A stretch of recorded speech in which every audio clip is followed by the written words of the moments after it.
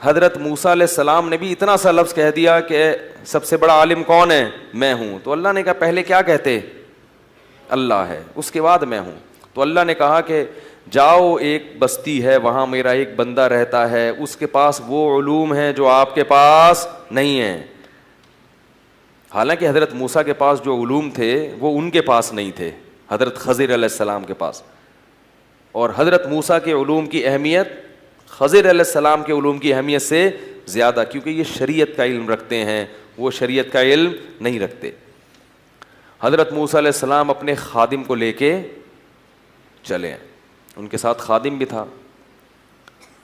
تو مچھلی ساتھ رکھی کھانے کے لیے, اس سے پتہ چلتا ہے کہ انبیاء اچھی چیزیں کھاتے ہیں. فش صحیح ہے نا, انبیاء کی خوراکوں میں کبھی بھی کوئی غلط چیز نہیں ہوتی. خیر قصہ مختصر یہ کہ جب وہاں پہنچے, بہت دور چلتے چلتے تھک گئے, تو وہاں حضرت خضر علیہ السلام سے ملاقات ہوئی. حضرت موسیٰ نے فرمایا کہ هل اتبعک علی ان تعلمنی مما علمت رشدا, سنا ہے کہ اللہ نے کچھ باتیں آپ کو بتائی ہیں تو میں آپ کو فالو کرنا چاہتا ہوں. حضرت خضر جانتے تھے یہ جلالی پیغمبر ہیں اور ان کو اللہ نے دین کی تبلیغ کے لیے بھیجا ہے, یہ میرے ساتھ بولو بھائی نہیں چل سکتے. فرمایا انک لن تستطیع معی الصبر, اے موسیٰ تو میرے ساتھ صبر نہیں کر سکتا. کوئی بھی ایسا کام میں کروں گا جو بظاہر غلط ہوگا تو خاموش نہیں رہے گا, تو تو پیغمبر ہے, پیغمبر تو منکر کو مٹانے کے لیے آتے ہیں. حضرت موسیٰ نے فرمایا کہ انشاءاللہ اللہ نے چاہا تو میں کیا کروں گا؟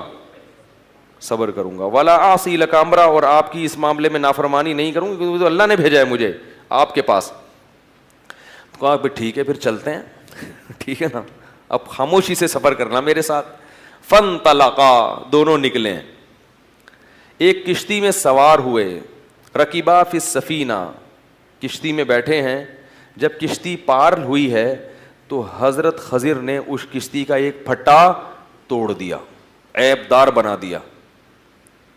حضرت موسیٰ علیہ السلام کو بڑا غصہ آیا کہ بلا وجہ ایک معصوم آدمی کی کشتی کو کیا کر دیا, بیڑا غرق کر دیا, اس کی کشتی کا توڑ دیا اس کو. لقد جئت شیئا امرا, کہنے لگے آپ نے تو عجیب ہی کام کیا, ظلم کیا اس کے اوپر.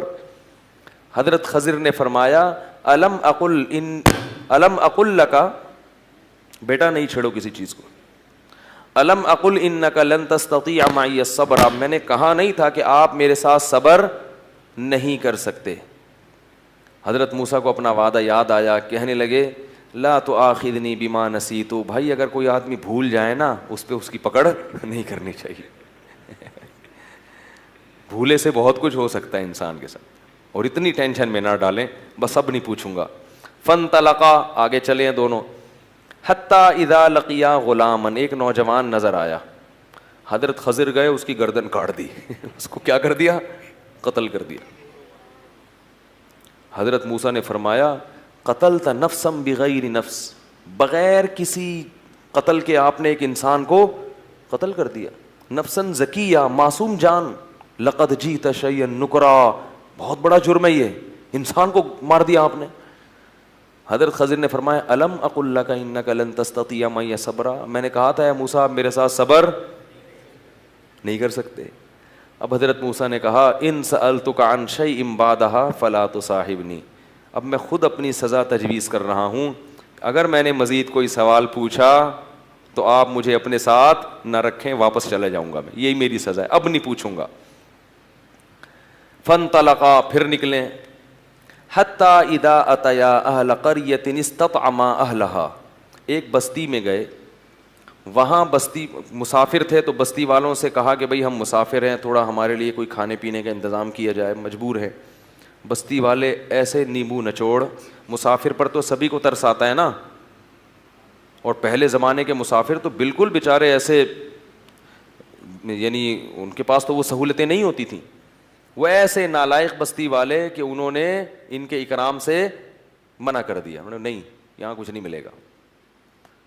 تو حضرت خضر نے دیکھا کہ ایک بستی میں ایک دیوار تھی جو گرنے والی تھی, اس کو ریپیئرنگ کر کے صحیح کر دیا.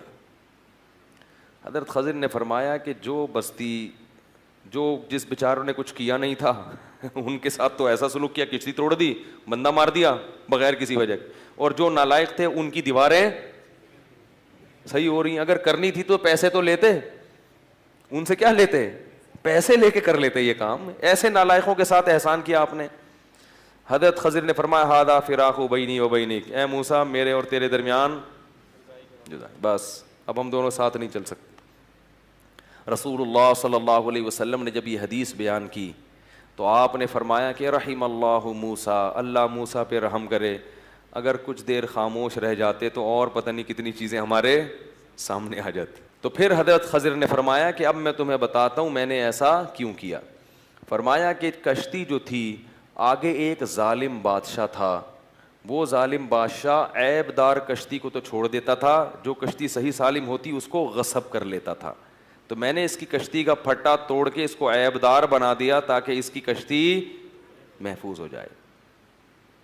اور یہ جو نوجوان بچہ تھا, اس بچے کے بارے میں میرے رب نے مجھے بتایا کہ یہ بڑا ہو کر اپنے ماں باپ کا نافرمان بنے گا, اس کے والدین نیک لوگ ہیں, تو اللہ نے چاہا کہ اس کو مار دیں اور اس کے بدلے ان کو دوسری اولاد دیں جو اب بڑے ہو کر اپنے والدین کی آنکھوں کی ٹھنڈک بنے گی. یہ نافرمان ہوتا, جہنم میں جاتا اور والدین کو بھی ستاتا دنیا میں. اور تیسرا جو مسئلہ تھا, وہ جو دیوار تھی وہ یتیم بچوں کا خزانہ اس کے نیچے دفن تھا. اگر وہ دیوار گر جاتی تو یہ نالائق لوگ وہ سارا خزانہ نکال کے بانٹ لیتے اور وہ بچے محروم ہو جاتے. تو اور وہ بچے ایک نیک والد کے بچے تھے, وکان ابوہما صالحا, ان بچوں کا ابا نیک آدمی تھا. تو اللہ نے چاہا کہ باپ دنیا میں موجود نہیں ہے, ان بچوں کی کہ مال کی حفاظت رہے. تو اللہ نے مجھے حکم دیا کہ اس دیوار کو سیدھا کر دو تاکہ بچے جب جوان ہو جائیں گے تو یہ خزانہ یہاں سے نکال لیں گے. اور کہا کہ ان میں کوئی بھی کام میں نے اپنی مرضی سے نہیں کیا, یہ سب کس کے حکم سے کیا.